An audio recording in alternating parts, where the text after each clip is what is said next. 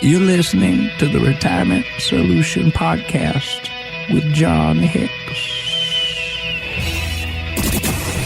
Thanks for joining us here with John Hicks. I'm Jennifer Perry. And if you have a question that you'd like us to address on the podcast, remember, you can find us online. Reach out to us there at retirementsolutionradio.com. And John, we finally survived the big thaw after the big freeze. But, at least you had your Bernie mittens to get you through it. No, I don't have those Bernie mittens. Oh, Bernie I did still not sell them shared. to John. No, these were made especially for me. They're made out of alpaca fur, and I feel really happy about that. And my hands are also very toasty. Oh, thank goodness, Bernie. We were worried about you. But even though our friend Bernie has kind of faded away after the whole mitten meme, it's kind of interesting, John, because some of his ideas are not going away in Washington right now. In fact, with all the talk of new taxes, some lawmakers are out there pushing what they call a financial transaction tax. This is something Bernie proposed during his campaign, which would affect pretty much all stock and bond trades on Wall Street. Now, Kirsten Wegner with Modern Markets Initiative says this is a really big deal. The financial transaction tax has been billed as a tiny tax, on Wall Street, a pound of flesh on Wall Street. But actually, the real victims of a financial transaction tax are, everyday investors, people who have watching our 529 plans, 401ks. So her group estimates this proposed tax, John, would cost us $45,000 to $65,000 over the life of our 401k accounts. That is not a tiny tax. Hold on, Jennifer. What is wrong with having a very tiny tax that hits the largest group of people so that other people who don't work, have no actual aspirations to get out of their grandmother's or their mother's basements, who love alpaca fur mittens? How come we can't have a tiny tax that affects those people? So, Jennifer, this is the whole problem when we start all these extra tax additives, right? So I agree completely with, who was this? Kirsten Wegner. Kirsten Wegner, yeah. So her company did a study, and what they found is the average American would potentially pay over $45,000 to $65,000 over their saving lives in their 401k because of this extra tax. Now, hold on. That's the average person. And a lot of us could live for maybe a year on that, so that's a lot of money. But more than that, that's the average bear. So the point is, what if you've done a great job saving? What if you've saved $800,000, $1 million, $2 million more dollars in tax-deferred accounts? What would that cost look like then? Ooh. We're talking hundreds of thousands. Actually, the calculation I did just a second ago kind of ticked me off. It was $390,000 if you've saved about $1.5 million. Wow. So we say, it's okay. This is for the better good. We should tax everybody this way so that other people can, we can redistribute the wealth. Mm-hmm. Now, the amazing thing about this is I think the very great story of this, I just heard recently, and I'm sure this has been around forever, but it was about a high school teacher. And what she wanted to do is she wanted to teach about the concepts of averaging, if you will. Okay. So what she did is she gave a test out to the entire class, okay? And you had your stellar students that work their butts off and try to get the best grade they can.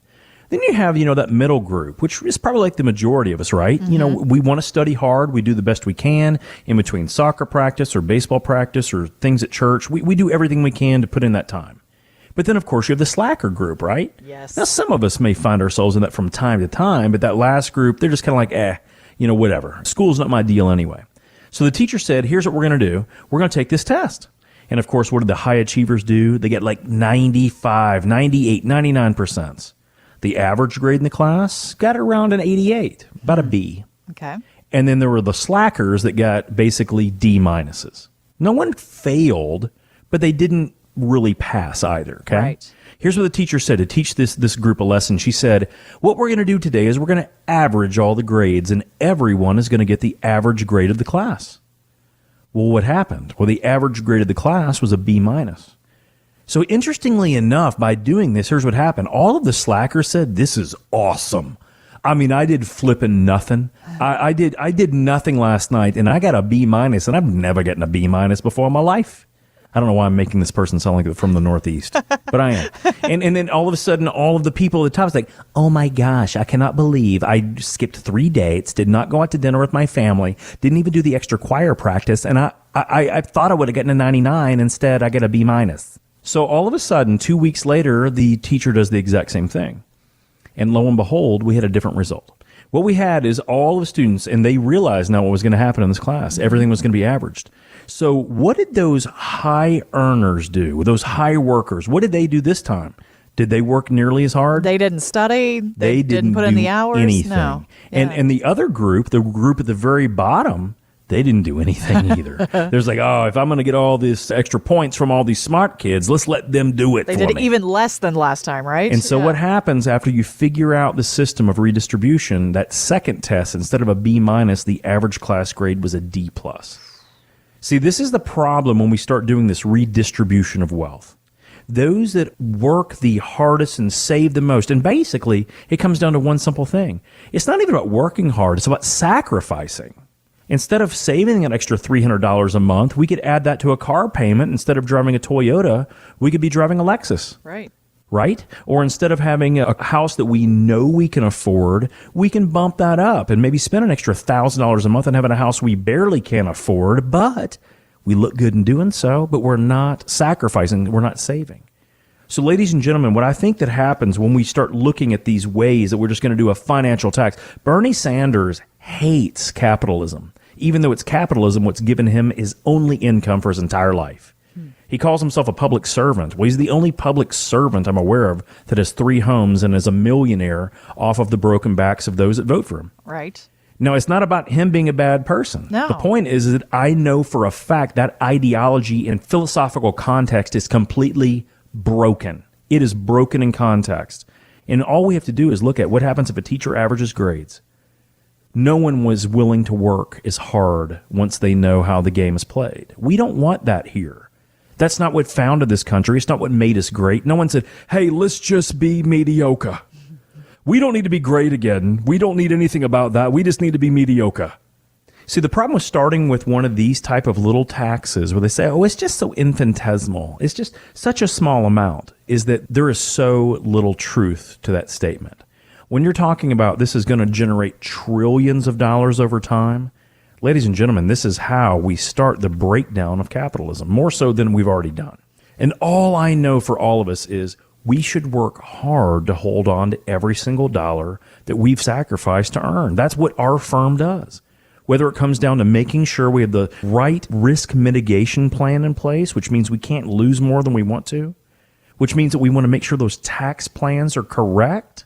As we're going through our taxes now, it's a big deal. They're talking about more taxes, making sure that if we actually do pass away with a lot of money, that it doesn't go to Uncle Sam, it goes to our beneficiaries or our charities of choice, not goes to Uncle Sam.